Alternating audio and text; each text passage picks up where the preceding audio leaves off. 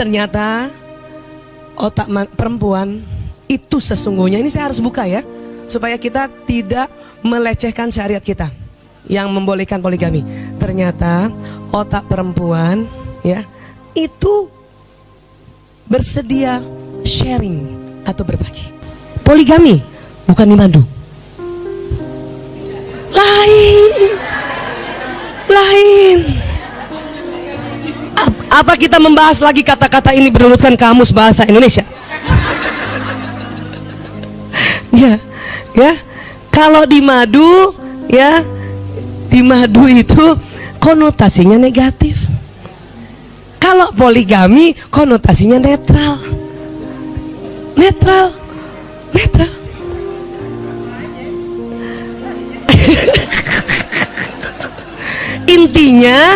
Intinya rela berbagi intinya.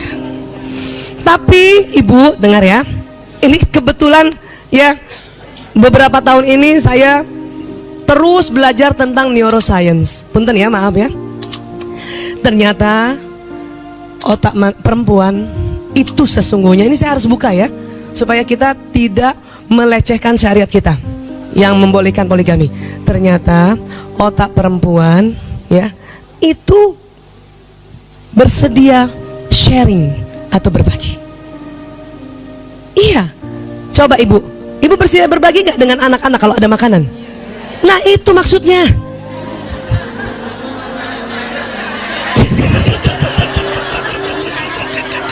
Kata ibu-ibu, kalau gitu mah iya. Tapi ternyata bukan hanya sekedar rela berbagi dengan anak-anak. Perempuan juga rela berbagi dengan saudaranya, rela berbagi dengan teman-temannya. Gitu. Betul.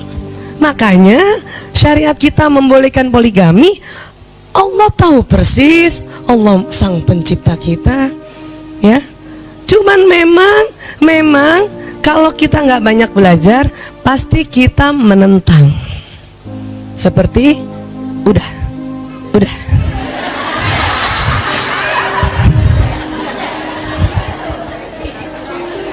Itu kurang belajar. Paham ibu ya?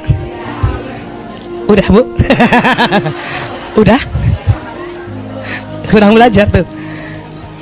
Saya sendiri merasakan di titik masuk usia menopause ya, ada rela berbagi. Itu aneh ya? Kenapa? Karena masih ingat teori kita, otak laki-laki ada namanya, otak manusia ini baik laki perempuan ada persis di tengah, namanya hipotalamus. Boleh minta bantu? Bisa ya, hipotalamus ingat ya, yang di tengah sini ya. Hipotalamus laki-laki kan 2,5 kali lebih besar dari perempuan ya. Nah hipotalamus itu tugasnya atau fungsinya, satu, menjaga keamanan dirinya, keamanan istrinya, anaknya, keluarganya, keamanan ekonomi. Bahkan ya, suami yang tugasnya untuk bekerja negara juga menjaga keamanan negara. Ya, itu. Namun hipotalamus juga fungsinya adalah ya untuk makan dan minum. Oke. Kalau laki-laki besarnya 2,5 kali dari perempuan, berarti siapa yang lebih cepat lapar dan haus? Laki-laki. Maka biasanya laki-laki ya seneng banget kalau istrinya memenuhi kebutuhan itu, makan minum. Waktu itu pernah saya ceritakan, pantang nasehatin anak laki dalam keadaan dia lapar. Bu, ingat ya. Dan kalau suami pulang biarpun tengah malam, kata-kata yang paling indah dan pas di otaknya adalah, sudah makan ya? Abi udah makan? Walaupun kita tahu dia udah makan, tanya aja supaya untuk kebutuhan ini otak nih. Paham ya bu? Kadang saya juga gitu, jam datang dia jam pulang jam 2, udah makan ya? Udah, alhamdulillah. Jam 2 udah makan ya? Belum.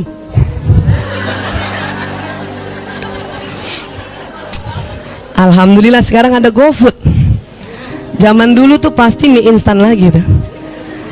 Tapi suami saya sangat menyadari, dia memilih istri yang kecerdasan naturalisnya nomor 8, bakat masaknya nomor 8, maka jauh banget.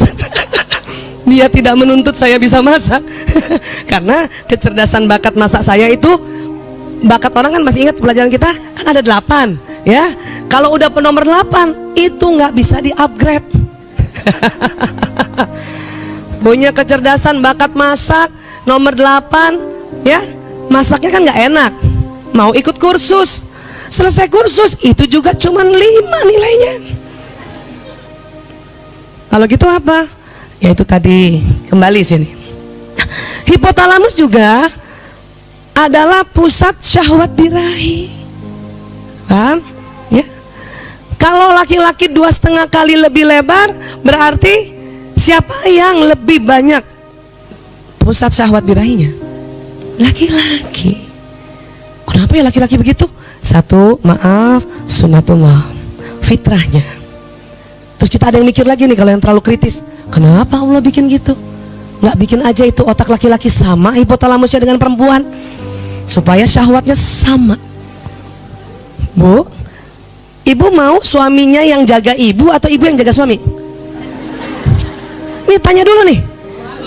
Ya, karena tugas suami jaga kita lebih besar, ya, makanya Allah buat ini besar. Paham ya Bu? Iya.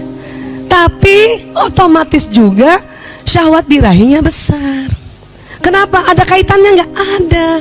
Apa? Buat laki-laki atau buat suami kita, pada saat dia mencari nafkah untuk menjaga keamanan ekonomi keluarganya, sangat tegang di luar sana waktu dia bekerja.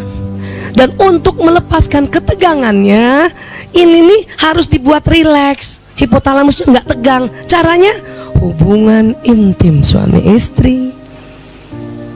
Jadi kalau suami kita kerjanya lagi banyak, order lagi banyak, proyek lagi banyak, itu tuh dia akan harus rilekskan hipotalamusnya supaya berpikirnya bagus, yaitu apa? Hubungan intim ini. Nah sekarang kalau kita mau hipotalamusnya laki-laki lebih kecil atau sama dengan perempuan, bahaya. Punten ibu ya, maaf ya. Ada penelitian, maaf, seorang gay ya, karena dia berubah orientasi seksualnya, harusnya senang dan hasrat sama perempuan, dia berubah dengan laki-laki. Apa yang terjadi? Hipotalamusnya menyusut, bahkan lebih kecil dari perempuan. Dengar ya, hipotalamus pria normal atau normatif 2,5 kali dari perempuan. Nah dengar lagi, hipotalamus pria normatif 3 kali lebih besar dari gay. Tapi jangan dibalik, Bu Aisyah, apa jangan-jangan dia lahir hipotalamusnya memang sudah kecil makanya jadi gay?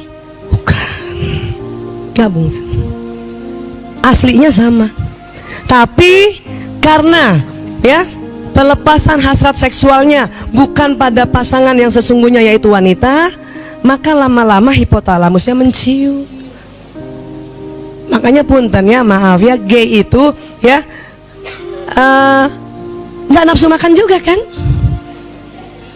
Kenapa? Hipotalamus menciut. Tadi hipotalamus apa? Pusat lapar dan haus kan?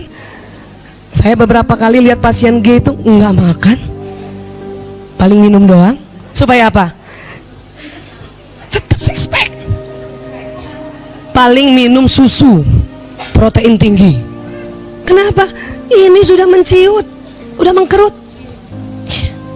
Otomatis ya, fungsi dia menjaga keamanan dirinya atau keluarganya mengecil, berkurang. Pilih mana ibu suaminya? Yang hipotalamus besar atau yang sepertiganya? Ini harus harus dijelaskan. Pilih mana? Ayo cepat Bu. Betul nih. Maka kalau hipotalamusnya besar, ya kita harus paham kebutuhan hipotalamus agar dia menjaga kita apa tuh? Makan dan minumnya terpenuhi dan diperhatikan, dan maaf, penyaluran syahwat birahinya harus diperhatikan. Paham ya Bu? Terkadang ada laki-laki senang sekali karena terlalu tegang, kepengen punten maaf hubungan intim sehari 2 kali. Apalagi kalau umur tuh laki-laki range-nya masih antara maaf 18 tahun sampai 30 tahun. Wow, itu testosteronnya lagi tinggi-tingginya. Maka mungkin ibu, bunda, ya teman-teman, ingatkan teman-teman waktu pertama kali baru menikah, tentu ya hubungan intim jauh lebih sering dibanding sekarang. Betul? Wah. Kenapa begitu? Bayangkan ibu, seandainya suami ibu waktu ibu nikah sama ibu umur 27 tahun, kebayang nggak? Setelah nikah minta sehari 3 kali, paham? Kenapa? Karena selama 27 tahun hipotalamusnya tegang, belum disalurkan. Makanya awal-awal menikah, ya hubungan intimnya frekuensinya banyak. Bahkan, maaf, ada tipe laki-laki yang sangat pemikir, dia lebih tegang dibanding jenis laki-laki yang spontan, tukang ngatur. Tuh, kalau laki-laki sifatnya tukang ngatur, atau maaf kalau kita sudah belajar dulu koleris, tidak terlalu tegang. Kenapa? Kalau di kantor dia mau marah tinggal ngomong, wow. Makanya nggak tegang, yang tegang stafnya. Paham ya Bu? Nah, tetapi apabila laki-laki suami ini tipenya yang pemikir, nggak banyak bicara, dia setiap di kantor tugasnya adalah berpikir, konsep-konsep, planning-planning, ya, itu ketegangannya lebih tinggi dibanding laki-laki yang jenisnya blak-blakan. Dan saya melihat beberapa tahun ini, kurang lebih 3 tahun, meriset istri yang suaminya maaf tipe pemikir tadi atau melankolis, hubungan intim suami istrinya jauh lebih banyak frekuensinya dibanding yang suaminya galak atau suaminya blak-blakan. Ya. Kenapa? Karena orang pemikir, karena mikirin orang di kantor tegang, supaya kendor lagi hipotalamusnya, maka pulang ke rumah dia pasti ya berhubungan intim suami istri. Sekarang cek suami masing-masing, yang watak apa melihat.